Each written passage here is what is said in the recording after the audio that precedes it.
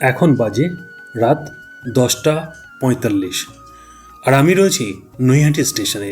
নৈহাটি স্টেশনের 2 নম্বর প্ল্যাটফর্মে প্রবেশ করছে 13153 গৌড় এক্সপ্রেস। আর এই ট্রেন ধরেই আমি যাব মালদাতে। এই ট্রেনটি শিয়ালদা ছেড়েছে রাত 10:05 আর ট্রেনটি মালদায় পৌঁছবে সকাল 6:05। কেনই বা যাচ্ছি আমি মালদাতে? সেখানে গিয়ে কোথায় থাকবো, কি দেখব, সেখানে সবটাই জানতে পারবেন এই ভিডিওতে। ভিডিওটি শেষ পর্যন্ত দেখতে থাকুন। এই ট্রেনে স্লিপার ক্লাসে আমার টিকিট ছিল। ট্রেনে উঠে ঘুমিয়ে পড়লাম। ঘুম ভাঙলো প্রত্যেক দিনের মতো সেই ভোরবেলায় 4টের সময় ঘুম থেকে উঠে ফ্রেশ হয়ে বসলাম জানলার ধারে। দেখতে দেখতে পৌঁছে গেলাম মালদা টাউন স্টেশনে। ট্রেন নির্দিষ্ট সময় থেকে প্রায় 5 মিনিট আগেই প্রবেশ করলো স্টেশনে। স্টেশনে নেমে বাইরে বেরিয়ে এলাম। বাইরেটা কত সুন্দর, পরিষ্কার পরিচ্ছন্ন। আর আমাদের রুম বুক করা ছিল রিটার্নিং রুম, স্টেশনের ভেতরেই। 1 নম্বর প্ল্যাটফর্মের দোতলাতেই রয়েছে এই রুম। এখন রয়েছে মালদা স্টেশনের রিটার্নিং রুমে। এই রিটার্নিং রুম আগে থেকেই আমরা বুক করেছিলাম। এটা ডবল বেডরুম, এসি, এই যে ওপরে এসি লাগানো রয়েছে। এসি ডবল বেডরুম ভাড়া পড়লো 500 টাকা, 24 ঘন্টা। আজকে সকাল 8টায় ঢোকা, কালকে 8টা পর্যন্ত। আর এখানে রয়েছে 2টো বেড, এই যে 2টো বেড রয়েছে। আর এদিকে সোফা রয়েছে, আয়না রয়েছে, এর উপরে পাখা রয়েছে, 3খানা পাখা আছে। আর এখানেও 2টো চেয়ার রয়েছে, বেশ বড়।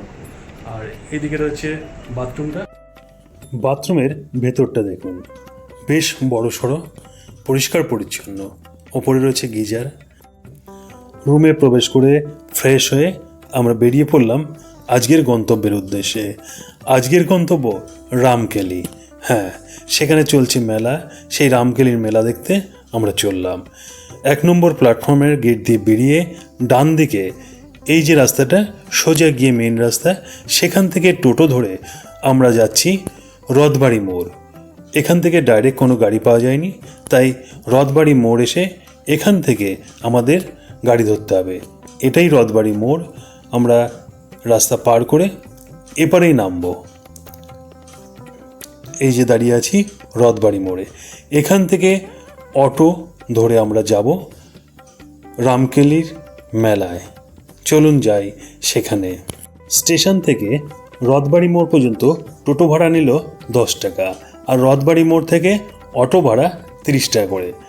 রাস্তায় বেশ জ্যাম, সে কারণে আমাদের বেশ কিছুটা আগেই নামিয়ে দিল। হাঁটতে হাঁটতে এগিয়ে চললাম রামকেলির উদ্দেশ্যে। আজ রামকেলিতে অনুষ্ঠিত হচ্ছে মেলা। এই দেখুন, এখানে জল বিতরণ হচ্ছে। রামকেলিতে আসতে হলে আপনাকে রথবাড়ি থেকে আসতে হবে পিয়াসবাড়ি মোড়। সেখান থেকে ডান দিকে রাস্তা ধরে এগিয়ে গেলেই পড়বে রামকেলি।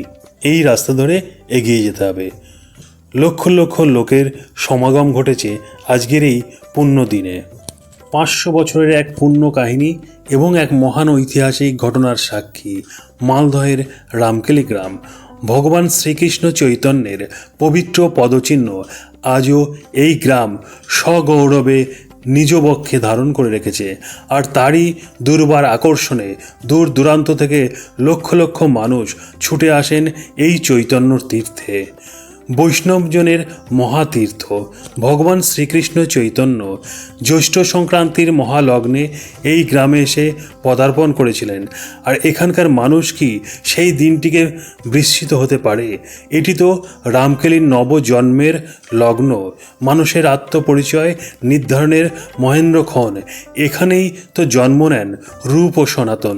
তাই এই দিন থেকেই শুরু হয় 3 দিনের মেলা। বলে 3 দিন, কিন্তু এই মেলা চলে সপ্তাহকালব্যাপী। জ্যৈষ্ঠের এই প্রখর দাবদাহকে উপেক্ষা করে লক্ষ লক্ষ ভক্তের মতো আমরাও এসে উপস্থিত হয়েছি এই পুণ্যভূমিতে। হাঁটতে হাঁটতে এগিয়ে চললাম সেই পুণ্যস্থানে। পৌঁছে গেলাম সেই পুণ্যভূমি রামকেলির শ্রীচৈতন্য পদ্ম মন্দিরের সামনে। এই সেই মন্দির যেখানে এসে উপস্থিত হয়েছিলেন আমাদের সকলের প্রিয় গৌরাঙ্গ মহাপ্রভু। পাশেই রয়েছে কেলি কদম্ব গাছ, আর তার পাশেই রয়েছে তমাল বৃক্ষ। এই বৃক্ষতলেই বিশ্রাম নিয়েছিলেন মহাপ্রভু।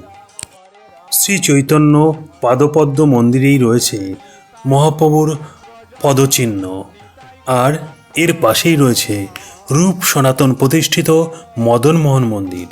সেখানেই চলছে গানের অনুষ্ঠান। চলুন গিয়ে দর্শন করি সনাতন গোস্বামী প্রতিষ্ঠিত মদনমোহন ও শ্রী রাধিকার বিগ্রহ।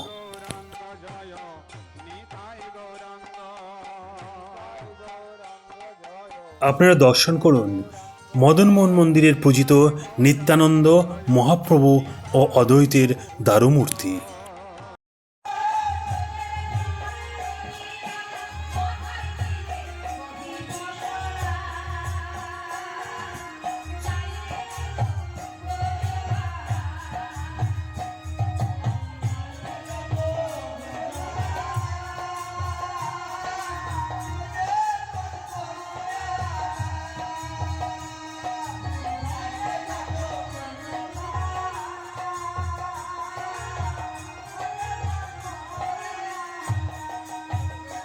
এখানে ভক্তদেরকে প্রসাদ বিতরণ করা হচ্ছে। রামকেলির এই পুণ্যভূমি আজ হরিনামে মুখরিত। চারদিকে বিভিন্ন জায়গায় চলছে হরিনাম সংকীর্তন। বিভিন্ন আখড়াতে চলছে ভক্তদের মাঝে প্রসাদ বিতরণ।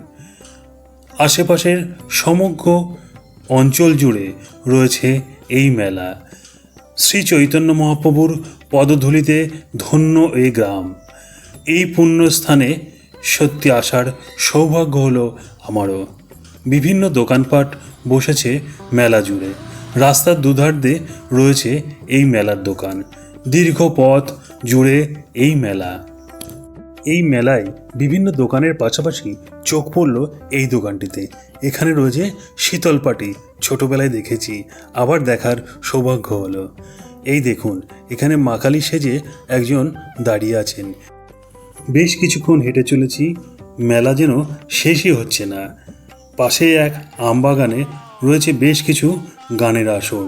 এখানে কিছুক্ষণ সময় কাটিয়ে আবার হাঁটতে শুরু করলাম। এখানে বেশ কয়েকটি গানের আসর রয়েছে, সেখানে প্রসাদ বিতরণের ব্যবস্থা রয়েছে। আমরা এগিয়ে চললাম সামনের দিকে। কিছুটা আসার পরেই দেখতে পেলাম একটি সুন্দর মন্দির। এটি রূপ সনাতন মিলন মন্দির। মন্দিরের ভেতরে প্রবেশ করলাম, ঘুরে দেখলাম মন্দিরটা বেশ সুন্দর মন্দির। নতুনভাবে গড়ে উঠছে এই মন্দির। আমরা এবার রওনা দিলাম মালদা টাউন স্টেশনের দিকে।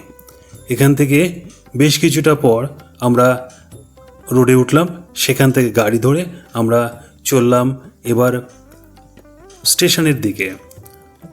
তখনও প্রচুর ভক্ত আসছেন মেলায়। আমরা ফিরে চললাম স্টেশনে।